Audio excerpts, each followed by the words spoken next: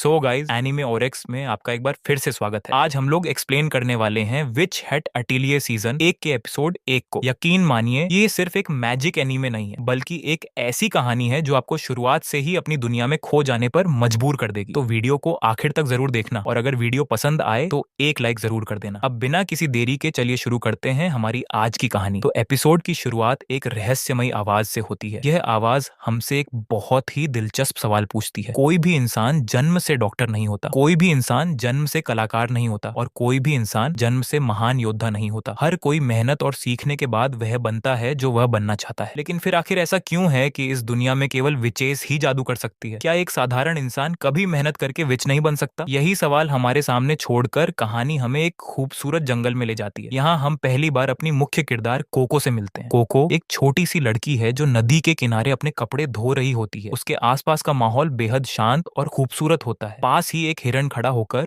उसे देख रहा होता है। कोको मुस्कुराते हुए उस हिरण से कहती है कि चिंता मत करो, थोड़ी देर में पानी फिर से सामान्य हो जाएगा। शुरुआत में यह बात थोड़ी अजीब लगती है, लेकिन जल्द ही हमें पता चलता है कि इसका संबंध जादू से है। कोको का काम खत्म हो जाता है और वह अपने घर की तरफ लौटने लगती है। रास्ते भर उसके दिमाग में केवल एक ही चीज घूम रही होती है, जादू। वह खुद से बातें करते हुए सोचती है कि आखिर जादू इतना खास क्यों है? अगर यह दुनिया की इतनी अद्भुत शक्ति है तो इसे सिर्फ कुछ चुनिंदा लोगों तक ही सीमित क्यों रखा गया है? कोको बचपन से ही विचेस की बहुत बड़ी प्रशंसक रही है। जब भी वह किसी विच को आसमान में उड़ते हुए देखती है या किसी को जादू करते हुए देखती है, उसकी आंखों में एक अलग ही चमक आ जाती है। उसका सबसे बड़ा सपना भी एक दिन जादू सीखना और खुद एक विच बनना है। लेकिन दुर्भाग्य से इस दुनिया का नियम कुछ और ही कहता है। लोगों का मानना है कि विच पैदा हुआ जाता है, बना नहीं जाता। और यही बात कोको को सबसे ज्यादा परेशान करती है, क्योंकि उसके दिल के किसी कोने में आज भी ये उम्मीद जिंदा है कि शायद एक दिन वह इस नियम को गलत साबित कर दे। इसके बाद हम देखते हैं कि कोको अपने घर पहुंच चुकी होती है। यहाँ उसकी माँ अपनी छोटी सी दुकान में ग्राहकों के लिए कपड़े तैयार कर रही होती है। कोको की माँ चाहती है कि उसकी बेटी भी धीरे धीरे इसी काम को सीखे, ताकि भविष्य में दुकान संभाल सके। लेकिन कोको का ध्यान तो कहीं और ही होता है। उसके दिमाग में अभी भी जादू और विचेस के ही ख्याल चल रहे होते हैं। इसी दौरान गाँव में अचानक हलचल मच जाती है। लोग किसी खास व्यक्ति के आने की बात कर रहे होते हैं। कोको भी उत्सुक होकर बाहर की तरफ दौड़ पड़ती है, और तभी उसकी नजर एक लंबे कद वाले रहस्यमयी आदमी पर पड़ती है। उस आदमी ने एक बड़ी सी टोपी पहन रखी होती है, और उसके कपड़े देखकर ही साफ पता चल रहा होता है कि वह कोई साधारण इंसान नहीं है। असल में वह एक असली विच होता है। इतने करीब से किसी विच को देखकर कोको की खुशी का ठिकाना नहीं रहता। उसकी आंखें चमकने लगती हैं और वह उसे ध्यान से देखने लगती है। कुछ समय बाद वह विच कोको की माँ की दुकान पर आता है। उसे एक खास तरह की चीज चाहिए होती है, और इसी वजह से उसकी मुलाकात कोको और उसकी माँ से होती है। जब कोको उस विच को जादू करते हुए देखती है तो वह पूरी तरह हैरान रह जाती है। उसके लिए ये किसी सपने के सच होने जैसा था। लेकिन तभी कोको की नजर एक ऐसी चीज पर पड़ती है जिसे देखकर वह चौंक जाती है। वह देखती है कि जादू कोई जन्मजात शक्ति नहीं लग रही थी, बल्कि उस विच ने जमीन पर